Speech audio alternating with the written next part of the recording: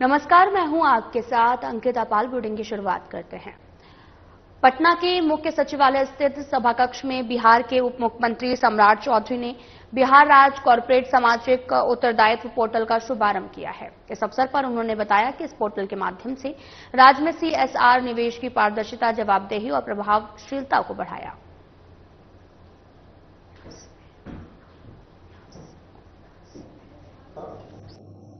कि हम क्वालिटी को पूरी तरह कंट्रोल करें और सरकार की एजेंसी सहयोग करे, तो हम सीएसआर के माध्यम से विंडो खोलेंगे और पूरे देश के जो भी दाता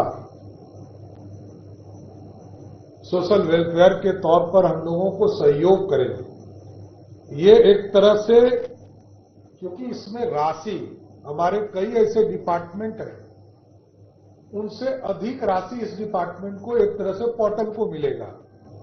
हजारों करोड़ रुपया राशि यहां उपलब्ध हो, तो कई संस्थानों से सरकार भी बात करेगी। कुछ लोग स्वयं ही इच्छुक होकर बिहार में काम कर रहे हैं, तो उनको क्वालिटी बेस और मेंटेनेंस बेस चीजें स्थापित करने का पूरा सीएसआर पोर्टल पे मदद करने का काम करेगा। कि राज्य सरकार का लक्ष्य ये है कि सीएसआर के तहत 5,000 करोड़ तक की राशि बिहार में आए, जिसका उपयोग समाज, पर्यटन, पर्यावरण सहित कई उपयोगी गतिविधियों में किया जाएगा। कार्यक्रम में विकास आयुक्त प्रत्यय अमृत ने बताया कि पहले राज्य में सीएसआर राशि के वास्तविक आंकड़ों की जानकारी नहीं मिल पाती थी, लेकिन अब ये पोर्टल रियल टाइम मॉनिटरिंग सुनिश्चित करेगा। वहीं वित्त विभाग के प्रधान सचिव आनंद किशोर ने पोर्टल की प्रमुख विशेषताओं का वर्णन करते हुए बताया कि अब सरकारी, कॉर्पोरेट जगत और एनजीओ और साथ ही समाज के बीच में समन्वय के माध्यम से सीएसआर परियोजना के बारे में, जैसे किस कंपनी में कौन सा क्षेत्र जो है वो चुना है, कितनी राशि खर्च हुई है, परियोजना की स्थिति क्या है, ये सब एक डिजिटल प्लेटफॉर्म पर उपलब्ध होगा।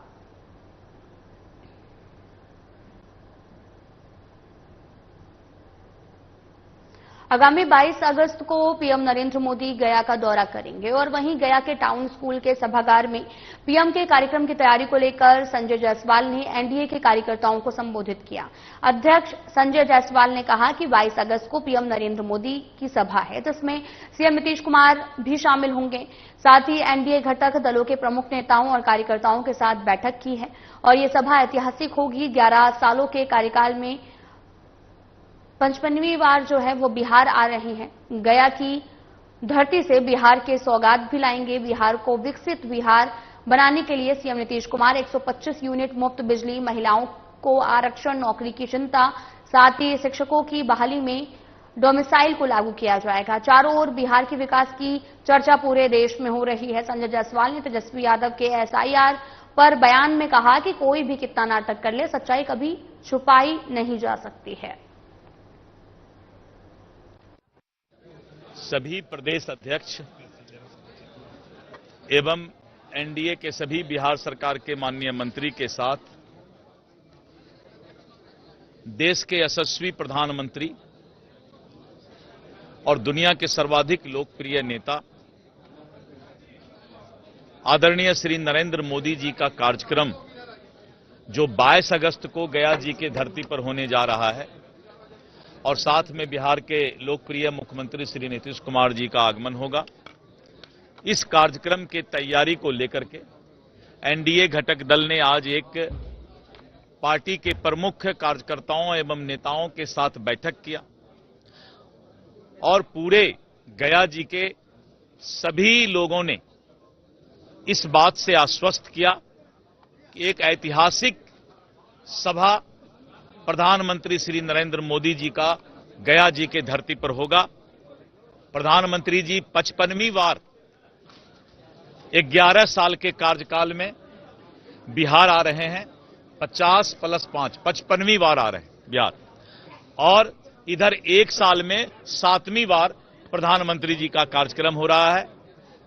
गया जी के धरती से बिहार के लिए सौगात भी लेकर आएंगे।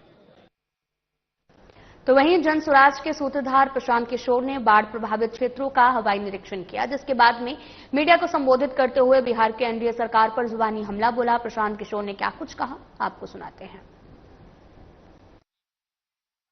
नीतीश कुमार पिछला 20 वर्ष से बाढ़ का निरीक्षण हेलीकॉप्टर से कर रहे हैं।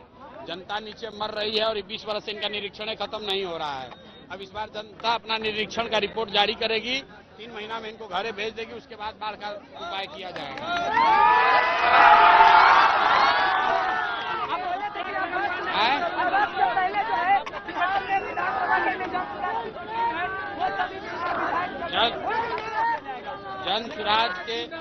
जन सुराज के प्रत्याशियों की घोषणा किसी भी दूसरे दल के प्रत्याशी से पहले होगा और जनता से राय विचार करके होगा। इसीलिए हम हर विधानसभा में जा रहे हैं, खुद जनता की बात सुन रहे हैं। जनता जिसको कहेगी वही जन सुराज का उम्मीदवार बनेगा।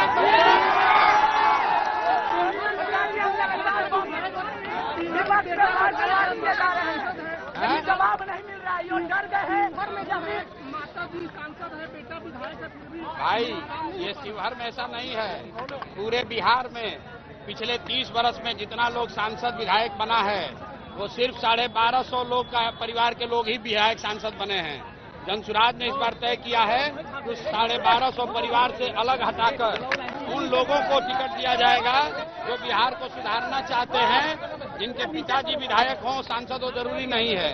आपके पास पैसा नहीं है, कोई बात नहीं। आपकी जाति की संख्या ज्यादा नहीं है, कोई बात नहीं। आपके पिताजी विधायक नहीं है, कोई बात नहीं। लेकिन अगर आप बिहार को सुधारना चाहते हैं, इसमें कंधा लगाना चाहते हैं, तो आप आइए, जन सुराज पर सारी चिंता छोड़िए, बिहार को सुधारने में कंधा लगाइए। तो वहीं झारखंड प्रदेश कांग्रेस ने सरकार की सहयोगी पार्टी रहने के बावजूद सरकार की कानून व्यवस्था, सरकार की कार्यशैली पर लगातार आवाज उठाते नजर आते रहे हैं।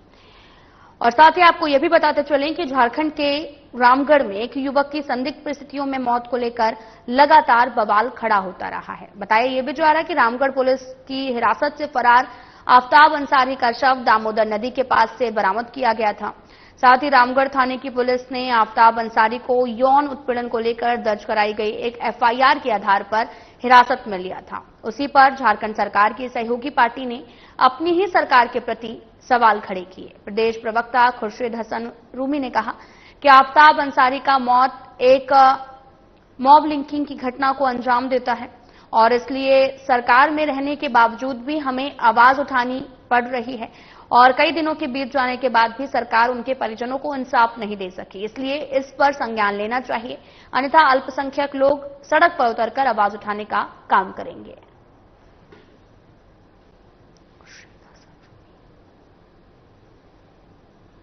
रामगढ़ में आफ्ताब अंसारी का मॉब लिंचिंग किया गया है।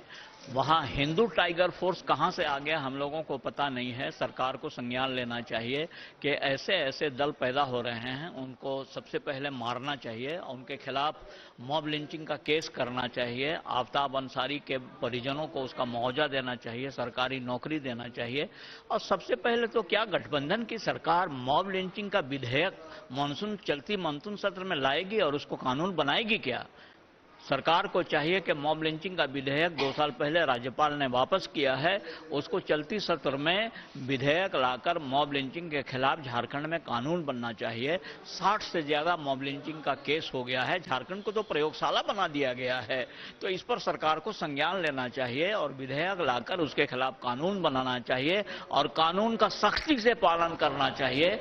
जिन लोगों को पटना में आजादी का अमृत महोत्सव के अंतर्गत हर घर तिरंगा अभियान के तहत सशस्त्र सीमा बल सीमांत मुख्यालय द्वारा भव्य बाइक रैली का आयोजन किया गया है। रैली की शुरुआत सीमांत मुख्यालय कर्पूरी ठाकुर सदन के मुख्य गेट से हुई है।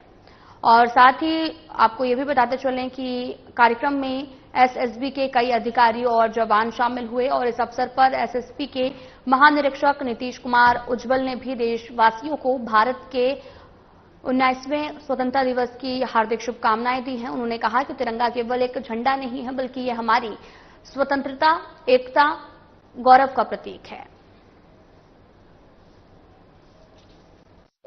स्वतंत्रता दिवस के इस शुभ अवसर पर समस्त सशस्त्र सीमा बल सीमांत मुख्यालय पटना के अंतर्गत नेपाल सीमा क्षेत्र में एसएसबी की डिफरेंट इकाइयों ने तिरंगा कैंपेन 2025 को 2 अगस्त से लेकर 15 अगस्त तक मनाया जा रहा है। ये इसके अंतर्गत वाहिनियों द्वारा मोर देन 60 रैलीज निकाली गई हैं, जो क्षेत्रक मुख्यालय मुजफ्फरपुर, पूर्णिया, बेतिया, उनके अधीन आने वाले वाहिनियों जैसे 20, 51, 71, 48, 44, 45, 52 और 56 के द्वारा किया गया है। घर घर में नागरिकों को सीमावर्ती क्षेत्रों में तिरंगा फहराने का आग्रह किया गया और तिरंगा का डिस्ट्रीब्यूशन किया गया है। इसके अलावा सीमावर्ती क्षेत्रों के स्कूली बच्चों द्वारा एसएसबी के सैनिकों के साथ पटना, क्षेत्रक मुख्यालय मुजफ्फरपुर, पूर्णिया, बेतिया और हमारी डिफरेंट वाहिनियां जो इंडो नेपाल बॉर्डर पर डिप्लॉयड हैं, उन्होंने इसके आज भारत में हाई स्पीड ट्रेन और बुलेट ट्रेन पटरी पर दौड़ रही है, लेकिन बिहार का एक हिस्सा ऐसा भी है जहां लोको पायलट को अभी भी गेटमैन बनकर काम करना पड़ रहा है। दरभंगा, बिरौल, डेमू ट्रेन के लोको पायलट को सिर्फ ट्रेन ही नहीं चलानी पड़ती बल्कि और भी दूसरे काम करने पड़ते हैं। क्या है पूरा मामला, देखिए इस रिपोर्ट में। कम गेटमैन, लोको पायलट खुद खोलता है, फाटक पहुंचती है, लेकिन स्टेशन ना होने के बाद भी ट्रेन यहां रुक जाती है। इसकी वजह है यहां का रेलवे फाटक। यहां जो भी ट्रेन पहुंचती है, उस ट्रेन का लोको पायलट ट्रेन को फाटक से पहले रोकता है। के बाद फाटक की पूरी जिम्मेदारी लोको पायलट पर आ जाती है। के बाद फाटक की पूरी जिम्मेदारी लोको पायलट पर आ जाती है। ये जो घेरू वाला जगह है, ये रोसी रेलवे का, यहाँ फाटक नहीं गिरती है, कोई गार्ड नहीं है। गार्ड नहीं है, गार्ड को मांग रहा, रात का ड्यूटी सरकार नहीं दे रहा है। हम रात को ड्यूटी करेंगे तो हमको परमानेंट चाहिए ना, कोई तो वैसे करेगा ना, उतना ड्यूटी दे नहीं रहा है 12 घंटा का। रेलवे का 12 घंटा ड्यूटी नहीं दे रहा है, इसलिए नहीं रात में काटा था। सुबह आता है 6 बजे, वो 4-5 बजे तक रहेगा। ये पूरा प्रोसेस करीब 3 से 4 मिनट में पूरा होता है। इससे लोको पायलट और ट्रेन की सवारियों को तो दिक्कत होती ही है, साथ में उन लोगों को भी दिक्कत होती है जो ट्रेन के गुजरने के दौरान फाटक पर खड़े होते हैं। ढेरू इसी फाटक रहता है क्या? अपने उतर के जो चलाता है वो अपने बंद करता है क्या हमेशा? नहीं करता है, रस्सी से घेर देता है। और रस्सी से घेरता है? जानकारी नहीं हमको। आप क्या हैं? हम लोग राष्ट्रगीर हैं।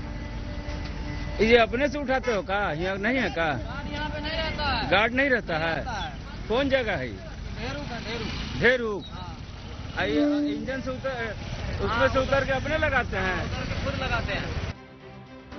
लोगों के मुताबिक ये क्रॉसिंग दरभंगा से कुशेश्वर स्थान जाने वाली सड़क पर है। यहाँ हमेशा ट्रैफिक रहता है और जरा सी चूक से किसी भी वक्त बड़ा हादसा होने की संभावना रहती है।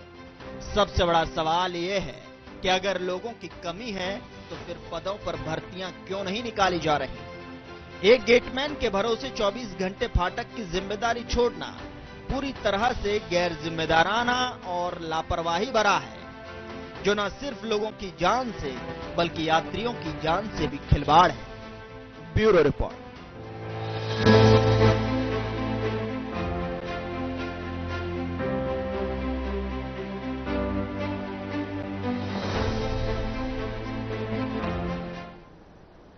कैमूर जिले के दुर्गावती में गुरुवार को भारतीय जनता पार्टी की तरफ से तिरंगा यात्रा निकाली गई, जिसका नेतृत्व रामगढ़ विधानसभा के बीजेपी के वर्तमान विधायक अशोक कुमार सिंह ने किया है। यह तिरंगा यात्रा दुर्गावती मुख्यालय बाजार से निकलकर ढहला मोड़ जाकर वहां से वापस दुर्गावती बाजार में पहुंचकर समाप्त हुई। मौके पर बीजेपी विधायक अशोक सिंह ने कहा कि वीर शहीद स्वतंत्रता सेनानियों के सम्मान में यह तिरंगा यात्रा निकाली गई है।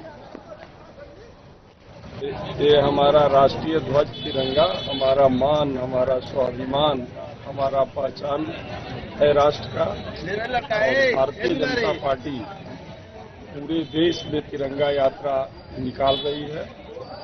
जो अपने शहीद हैं, जो अपने स्वतंत्रता सेनानी हैं, उनके सम्मान में, और भारत माता कैसे और यशस्वी हो, भारत विश्व गुरु बने, भारत दुनिया की सबसे बड़ी ताकत बने, इसके लिए तिरंगा यात्रा में आप देख रहे हैं।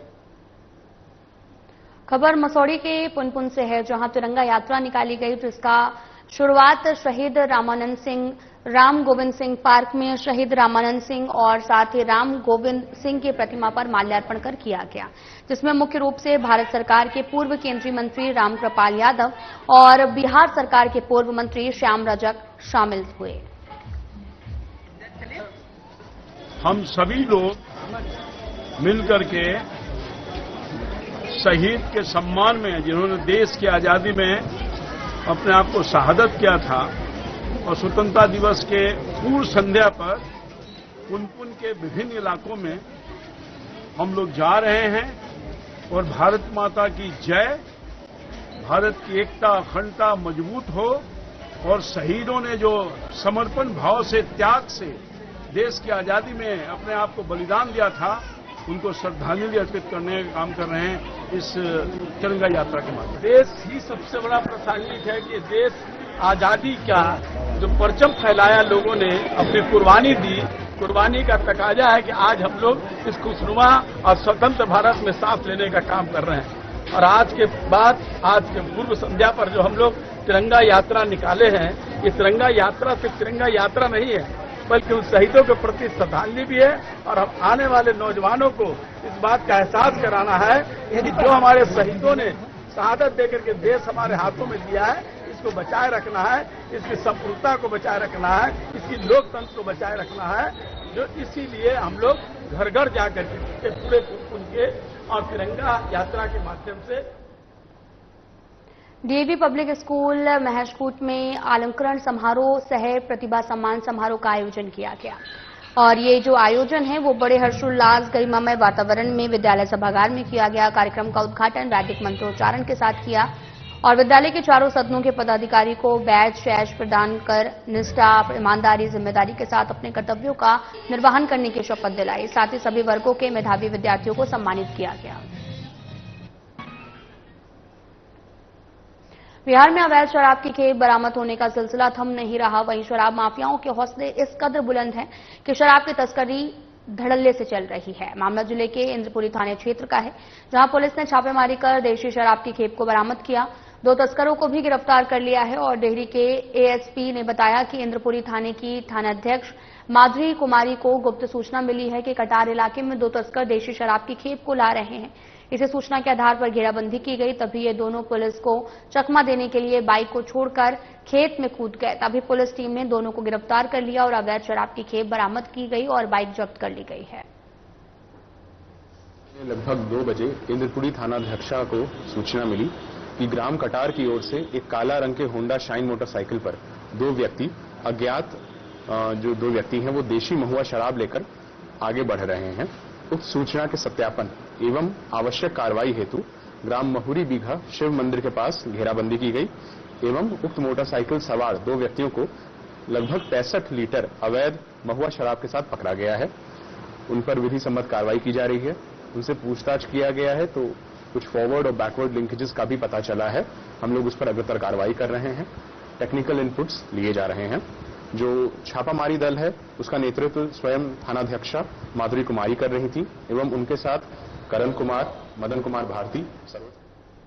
जमशेदपुर के परसुडी से दिल दहला देने वाली घटना सामने आई, जहां पोटका सीएससी में कार्यरत नर्स शिल्पी मुखर्जी के पति साहिब मुखर्जी ने हत्या कर स्वयं सुंदर नगर थाना स्थित नंदूप के पास ट्रेन के सामने कूदकर अपनी जान दे दी है। मृतक पति साहब मुखर्जी के अनुसार पत्नी शिल्पी मुखर्जी का किसी अन्य के साथ प्रेम प्रसंग चल रहा था। पति ने सुसाइड नोट और व्हाट्सएप स्टेटस के माध्यम से पत्नी की हत्या स्वीकारते हुए खुद आत्महत्या करने की बात स्वीकार की है। साथ ही परसुडी पुलिस मामले को लेकर जांच पड़ताल में जुट गई है। वहीं दूसरी तरफ सुंदरनगर पुलिस इस पूरे मामले की जांच में जुटी है। मालूम चला सुबह को फोन आया कि मम्मी का जीजा का मम्मी फोन की मम्मी का फोन जीजा का एक्सीडेंट हो गया है।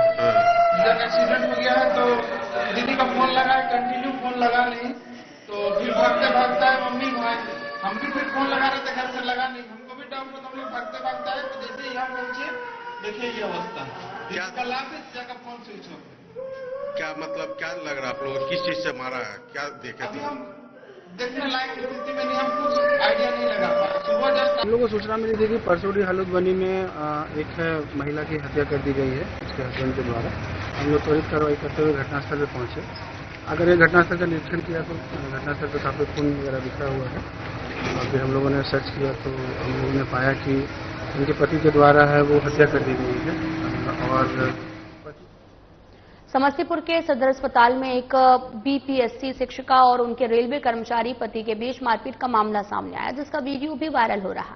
पीड़ित पति शशि भूषण कुमार का आरोप है कि उन्होंने अपनी पत्नी को पढ़ा लिखाकर बीपीएससी शिक्षिका बनवाया। इसके बाद पत्नी का व्यवहार बदल गया है और वह अपनी बच्ची के साथ अलग रहने लगी। फिलहाल न्यायालय में दोनों के बीच समझौते के लिए काउंसलिंग चल रही है।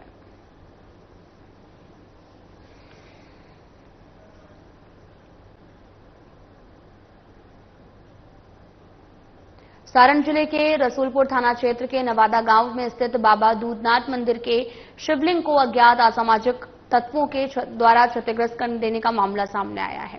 ग्रामीणों में आक्रोश है। मंदिर के पुजारी ने बताया कि रात को भोग लगाकर और आरती कर मंदिर बंद करके सोने चले गए थे। सुबह जब मंदिर की साफ सफाई के लिए पहुंचे तो देखा शिवलिंग टूटी हुई है। ग्रामीणों ने पुलिस से मांग की है कि शीघ्र जांच की जाए, आरोपी को गिरफ्तार किया जाए। यहाँ पे हम लोगों को सूचना जो मिली है कि कुछ असामाजिक तत्वों द्वारा जो है वो मंदिर में कुछ है वो क्षति पहुंचाई गई है और इस पे हम लोग जो है प्राथमिकी दर्ज कर रहे हैं और जो भी असामाजिक तत्व होंगे उन पर हम लोग आवश्यक जो कानूनी कार्रवाई होगी हम लोग करेंगे। विधि व्यवस्था की क्या स्थिति है? विधि व्यवस्था की स्थिति सामान्य है। सभी लोगों का जो है वो सहयोग मिला है और हम लोग आगे भी अपेक्षा करते हैं कि लोगों का सहयोग मिले। यहाँ के लोगों से क्या अपील करेंगे? काफी कर रहे हैं लोग अभी तक जो है वो शांति बनाए रखे हैं। उन्होंने जो है वो शांति का परिचय दिया है, ठीक है, और आगे भी उनसे अनुरोध यही करेंगे कि वो शांति बहाल। बिहार के कटिहार जिले के बरारी थाना क्षेत्र में इंसानियत को शर्मसार करने वाली घटना सामने आई है। ये ग्रामीणों ने डायन और भूत भगाने के शक के आधार पर दो व्यक्ति उमेश मंडल और मोहम्मद इकबाल को पकड़कर खंबे से बांध दिया है और जमकर पिटाई की। यही नहीं, घटना का वीडियो बनाकर सोशल मीडिया पर भी पोस्ट कर दिया। साथ ही पुलिस ने मामले में मरघिया के में छापेमारी कर आरोपी रुपेश मंडल और हीरो मंडल को गिरफ्तार किया और मामले की जांच जारी है।